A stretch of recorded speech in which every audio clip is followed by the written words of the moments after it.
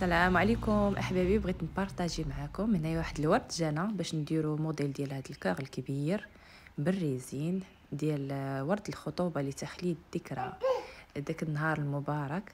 تنحتفظوا بهذا الورد هذا للابد بهذه الطريقه هذه كما كتشوفوا.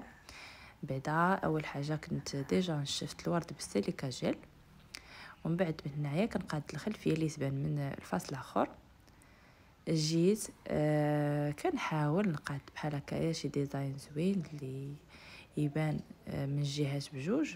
نقصنا داك الوريقه جات كبيره، انايا كنفضل كلشي يكون هكا صغير وزوين.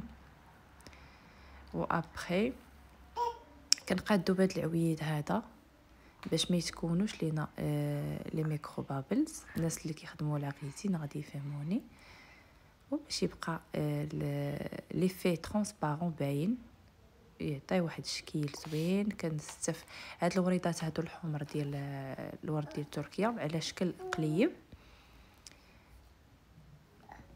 خلطت معاهم هاد الورد هذا اللي جا مع داك هاد الورد الاحمر الكبير. الكليان بغى الشكل بحال هكا يجي كوغ في الغوج والوسط يجي بلون. هادو دي موديل اللي تنخدموهم حتى هما تيجيو هكا القلب بالسيبور. هنا تنقاد داك الوريضات زدتهم عطاو اضافه زوينه. هذا ولي كيسلم عليكم اللي عنده شي الله يحفظه ليه الله يحفظكم. كنحاول نقاد لي ميني ديتاي بحال الا كنصوبوا لراسي. هنا كبيت لا غيزين وزدت ليه لا ليد باش يكون تيشعل بالضوء، وبيان سور الكليون اللي بغاه بحال هكا. فوالا هذا صافي ما شاء الله، الله اكبر، جا زوين راه وجد. تنبريباري باش تاخذوا مولاتو.